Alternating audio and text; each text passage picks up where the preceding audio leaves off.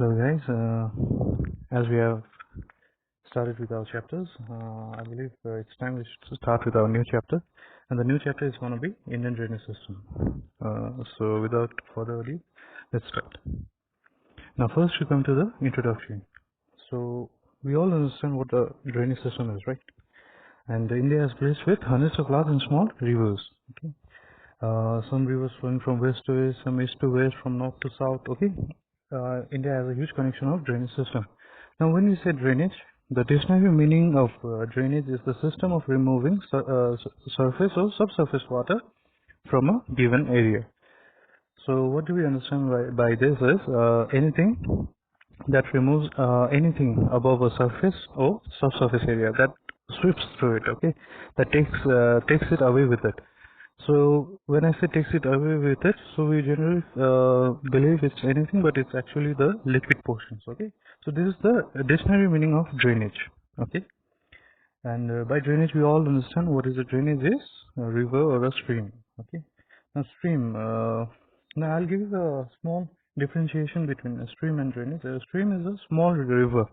Okay, it is a small river that flows only liquid. Okay, so that is a stream, and a bigger version of stream is a river. So there are various kinds of rivers. Okay, so there are perennial rivers. Okay, that has its origin in the glacier belt. Okay, the glacier melts and the water is formed, and the water flows through the rivers. Okay, it never dries. Only in extreme drought areas, drought seasons. Okay, when there is an extreme drought. Okay, which is very rare. Okay, I'm talking about drought that is very extreme. Only then the perennial rivers dry up, but mostly and generally the perennial rivers they never dry up. They flow throughout the year. Okay, summer, monsoon, anytime. And then we have seasonal rivers. Okay, the seasonal rivers are those which only flows on monsoon periods. Okay, when there is a rainfall in higher altitudes. Okay, then the water they just sweep through its way. Okay, and it forms a seasonal river. So these are a small introduction of Indian drainage system or generally a drainage system. Okay, this is how it works. So here I've written India is blessed with hundreds of large and small rivers. Two broad rivers. Now I'm coming to the Indian river system. Okay, but before I come to the Indian river system, I just want you all to understand that there are two broad categories of the Indian river system. The first is the Himalayan rivers, and the second is the peninsular rivers. Now, Himalayan rivers are those which are on the northern part of India, okay, which has its origin in the Himalayan areas or above Himalayan region, okay, in the Tibetan plateaus and all. And the second is the peninsular rivers that has its origin in the peninsular rivers, okay, that flows in the peninsular region, okay. So these are the two broad categories, okay. The two main categories of Indian drainage system is Himalayan rivers and the peninsular rivers. Now the Himalayan rivers, we all know, okay, there are many rivers, but there are three main categories, okay, to differentiate it. Now there are the three main categories here are the Indus river system, the Ganga, and the Brahmaputra river belt. Okay, so these are the three: Indus, Ganga, and the Brahmaputra. Now Indus has its tributaries. Okay, there are Jhelum, Chenab, Ravi, Bees. Okay, Son, Satluj, Bees, and Satluj. Okay, and in Ganga also Yamuna, Ganga, Gomti, Ghagra, Ganga, Kosi. Okay, all those, and then in Brahmaputra also. Okay, Manati and all. So all this. Okay, there are various tributaries to it, but we are talking about the drainage system. Okay, that is why we call it the drainage system. Okay, now there is the Indus drainage system, there is Ganga, and then the Brahmaputra drainage system. Okay, along with its tributaries. So the Himalayan rivers. Okay, so these are the thing. Okay, and Himalayan rivers are also called antecedent drainage. Okay, now with antecedent drainage. Okay, please mark this word. Okay, antecedent drainage. Now the spelling is ANTECEDENT, antecedent drainage. Okay, with the word antecedent that drainage, it means something that stays no matter what the change. Okay, like many scholars. Okay, they believe that the Himalayan rivers are older than the Himalayas itself. Okay, so even if there was a plate tectonic movements and there were this upliftment of land and all, there was still this drainage system and it never changed. Okay, it just changed its course and all. Of course, that's possible, but it stayed. Okay, and that is why it is called antecedent drainage, something that stays even if there are changes around it. Okay, and now there is a small theory on how Himalayan rivers was formed, and this is called the Indo-Brahma theory. Okay, Indo-Brahma theory. Now, according to this theory, there was a huge river from Assam to Punjab and then Pakistan to Sindh to Arabian Sea. Okay, just mark this. Okay, from Assam it went to Punjab and all along the region. Okay, below the Himalayan regions. Okay, the Sivalik range. Okay, now what we call the Sivalik range. Okay, so it went on that position. Okay, strictly below the Himalayas. Okay, it formed its way there from Assam. It came to Bengal and then Bihar, UP, Haryana, and then Punjab. It went and then it entered the Pakistan, and from there it turned to south. Okay, and south, and it walked through it and it met with the Arabian Sea. So they say that there was a huge river that flowed in this way. Okay, and due to course of time, and this was called the Indo-Brahma or the Sivalik river. Okay, or the Sivalik river. And from time, okay, it brought along with it a lot of sediments and a lot of sedimental deposits, alluvial deposits with it. And then there was some certain upliftment of land and everything, and then this huge river got bifurcated into smaller rivers. Okay, smaller river system like the Indus river system. It got separated. The Ganga river system got separated, and then the Brahmaputra river system.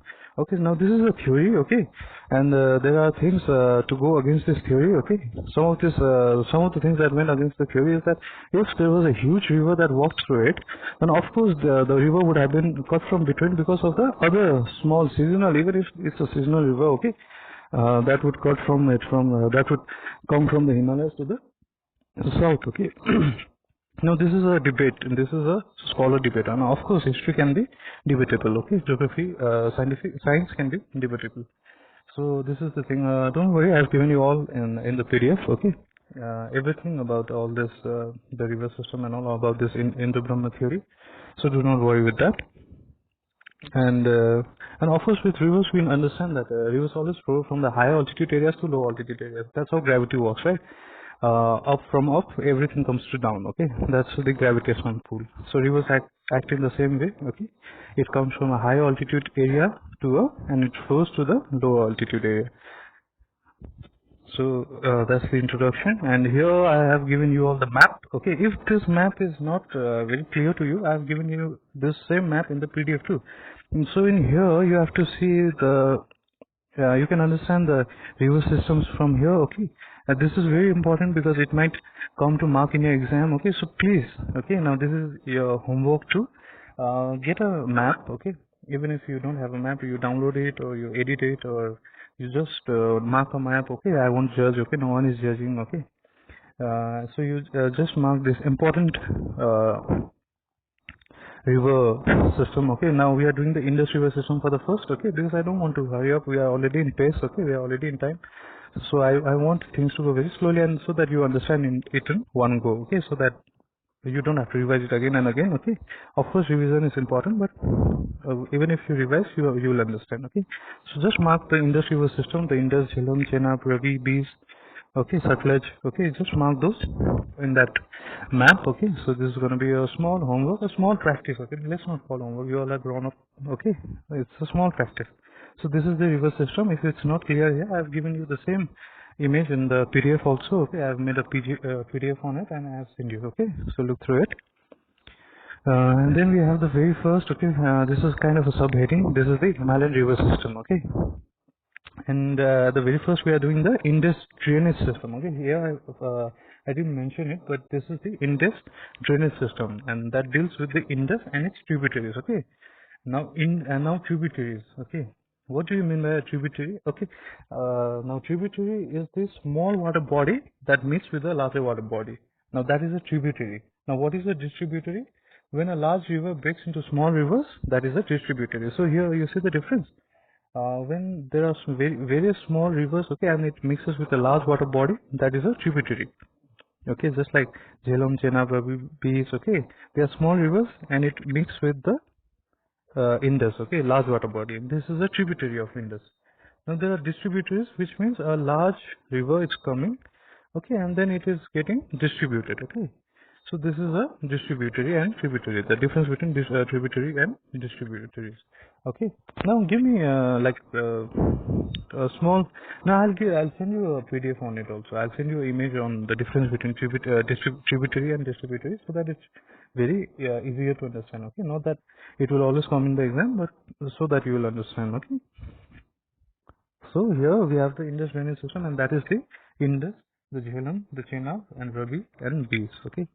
Let's start with the Indus. Okay. Let's start with the very first and the larger one. Okay. That is the Indus river system, also called as Sindhu. Okay. Sindhu in the Sanskrit language or Hindu in the Persian language. I mean the ancient. Okay. Ancient books, it is written as Sindhu in Sanskrit. Okay. And in Persian, ancient Persian work, it is written as Hindu. Okay. The very reason why India is called Hindustan after that. Okay. Now what the Sindhu means is the Sindhu means the bordering river. Okay. Sindhu or Hindu, it has its meaning. The meaning of it is the bordering river. So this is the bordering river of India. Okay. Or from the Middle East Asia also, this was bordering India. So Sindhu means the bordering river, and thus with it the name Hindu or Hindustan. Okay. So we got our name of our nation from its very first river. Okay. And this can be explained like in African nation, when there was when the apes started to walk in the 2 feet. Okay. Bipolar locomotive. Okay. They started to walk in 2 feet, then they started to migrate, and they came to this very fertile land. Okay. And they came to Indus. Okay. Those time they called it Sindhu. Okay. And they came to there were lots of rivers, tributaries, and the land was very fertile. Alexander, there is in Babar Nama, Babar has mentioned it that when he came to the Sindh region, okay, when they were crossing it, there was a huge forest. Okay. And there is a mention of rhinoceros and many mammals. Okay. This was that place was very lively. Okay. There was a huge forest because the soil was very fertile there, because and it all owes to it river system. Okay. Everything goes to its river system, and that's why I'm explaining you. So in Baba Nama, Baba has mentioned it, this place. Okay. The Sindh, how he crossed the Sindh and what he saw, the forest, the rhinoceros. He has mentioned rhinoceros there. Okay. This means the flora and fauna was very furnished. Okay. Was well furnished, and there was lots of life there. Okay. It was very lively. And even Alexander has mentioned it. Okay. This is a place. Okay. It bordered the Indian subcontinent, so that's why it is called Sindhu, or the bordering river. Okay. And this is how we got our name of India, that is the Hindustan. Okay. From here. So so now the Sindhu, okay, we call it Indus. Okay. It's the same thing. So it is one of the largest river that flows in Asia. Okay. One of the largest. Okay. And it flows at the places of China. Okay, here I've given you the map of Indus drainage system. Okay, please check through it. Okay, this is the exact homework I've given you. No need to mark the other those distributaries of Indus. Okay, just the tributaries. Okay, the important ones. So and India crosses Indus Valley. Indus crosses from China, India, and Pakistan. Okay, so this means Indus originates way at Tibet, and that is now China. Okay, at the Tibetan plateaus. Okay, very high altitude, cold area, glaciers are there. Okay, it originates there, and then it enters India, and then it enters Pakistan. And just now I mentioned Indus Valley civilization, right? The Indus Valley civilization, why it established in the very first civilization, one of the most ancient civilization in the world. It established in Indus area because of the river Indus and its tributaries. Okay, the land was very fertile. They felt okay, this is the most suitable land to grow agriculture on. Okay, the water is very sufficient here. Okay, let's settle up here. So the bipolar locomotive, our ancient men, they started to migrate, and they saw this land. Okay, they saw this Indus River and all the land is very fertile, so they settled there. Okay, and then we had Indus Valley civilization. The very name Indus Valley civilization. Okay, because of its richness, and richness because of its river. Okay. So those were the kind of periods in previous areas. So people used to settle in places where there are river systems. Okay, sufficient.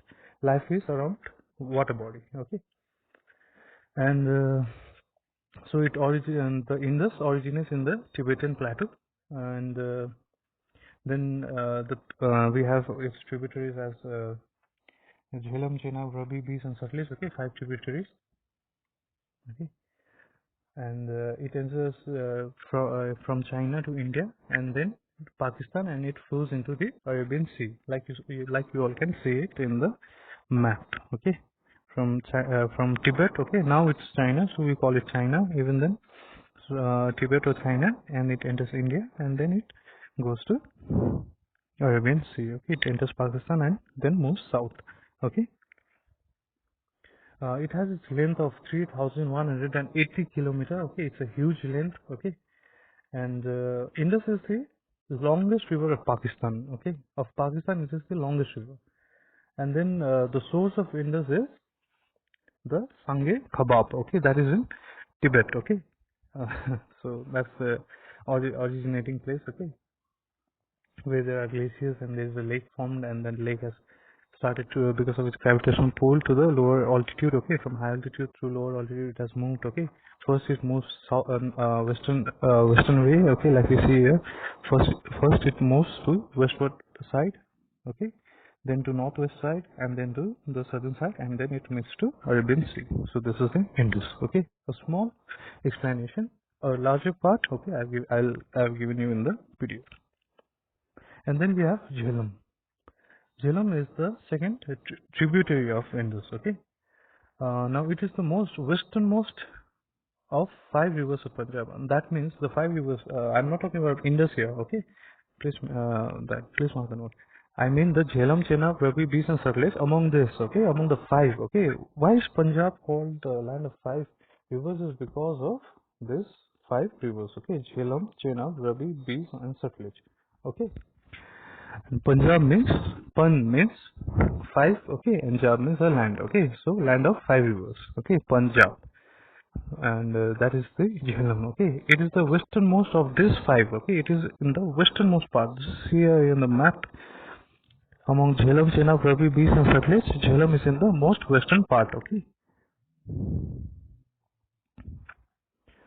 And then it's the source of the Jhelum river is the Verinach spring, okay, of Pir Panjab, southeast of Kashmir, okay. So it has its origin in the Verinach spring in Jammu and Kashmir, okay. And now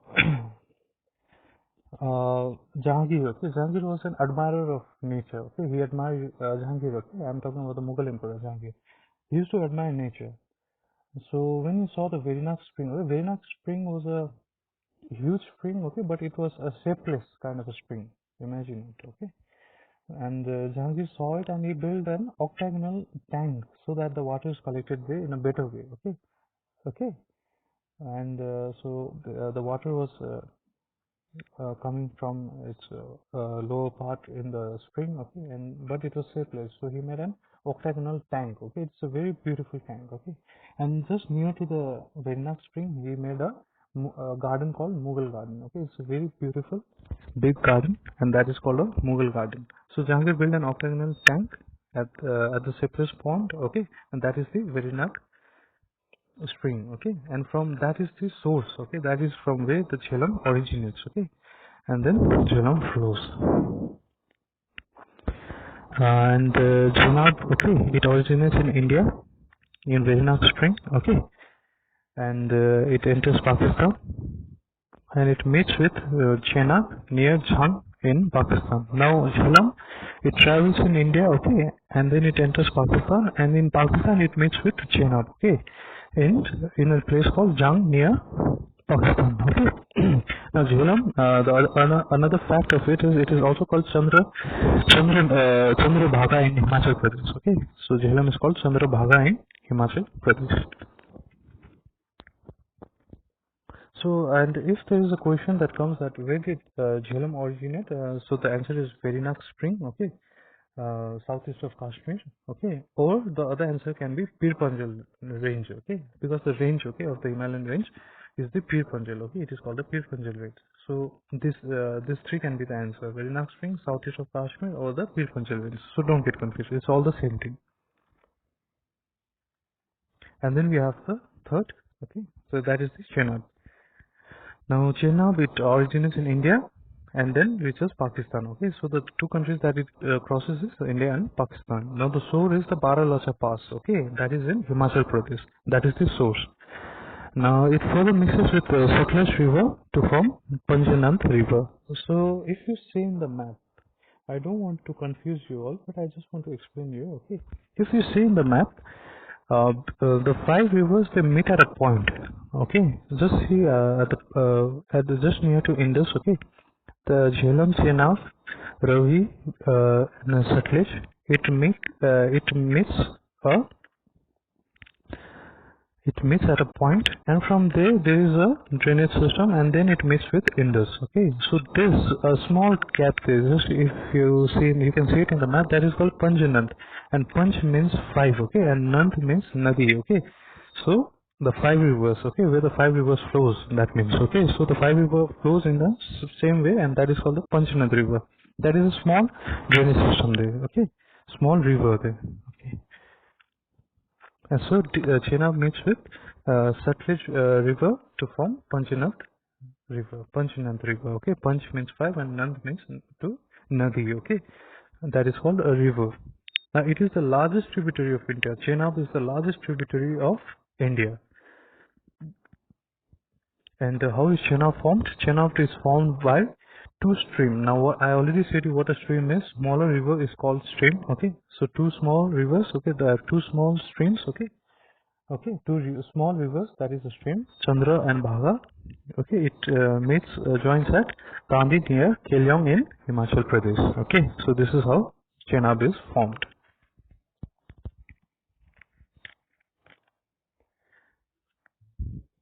And then we have our next tributary of Indus, that is the Ravi, and it is the smallest river of the Indus system. Smallest, okay, that means it is the smallest tributary. Okay. And it originates west of Rohtang Pass in the Kullu Hills of Himachal Pradesh. Okay, so the Kullu Hills of Himachal Pradesh. Okay, so it originates at the Rohtang Pass.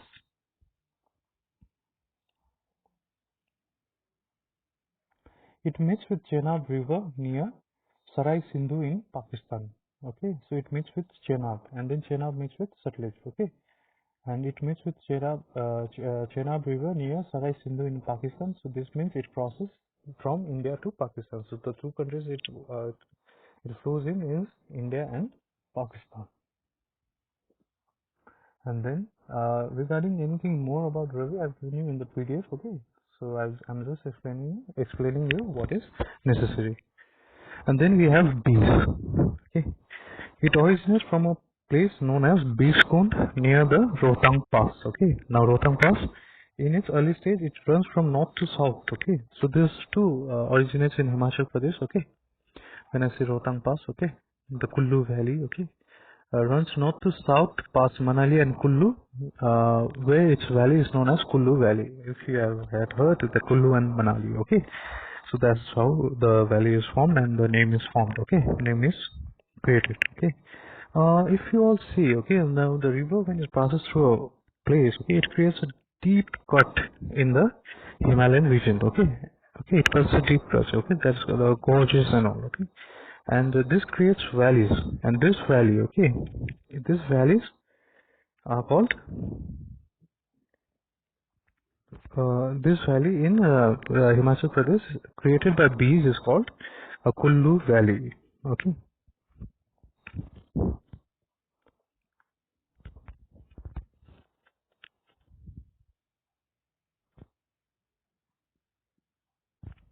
So this is it. Now it joins Satluj near Hariki. Okay, Hariki is the place name, and and it flows for around 615 kilometers, and the only country it flows in is India. Okay, and then the very last and the important one, the Satluj. The Satluj it originates in Rakas Lake. Okay.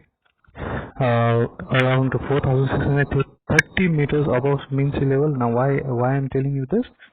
Because it's an high altitude area, so it enters from China, okay, or the Tibet, it enters India, and then to low altitude areas of Pakistan. Okay, so it flows in three countries: China, India, and Pakistan. From China, I mean again Tibet. Okay, Now the source of here is the Lakwin Zangbo. Okay, that is a place name. Okay, in Tibet. Okay, and or the Rakis Lake. Okay, and it confluences with Chenab to form Panchanath River. Even this may confluence with Chenab to form Panchanath River. Okay, so Panchanath I have already told you. Okay, 5 rivers flowing in a one way. Okay, 5 rivers. Okay, Panch and Nadi. So this is about the Sutlej. Okay, it's not very difficult. Okay, so this whole drainage system is not very difficult. It's very easy. Okay, from Punjab we know. I'm just telling you about some important terms. From Punjab we know the land of 5 rivers. Okay, and those are the Jhelum, Chenab, Ravi, Beas, and Sutlej. Okay, and there are valleys created because of it. Of course, when 2 rivers. Okay, and there are dots and okay. So this is the thing.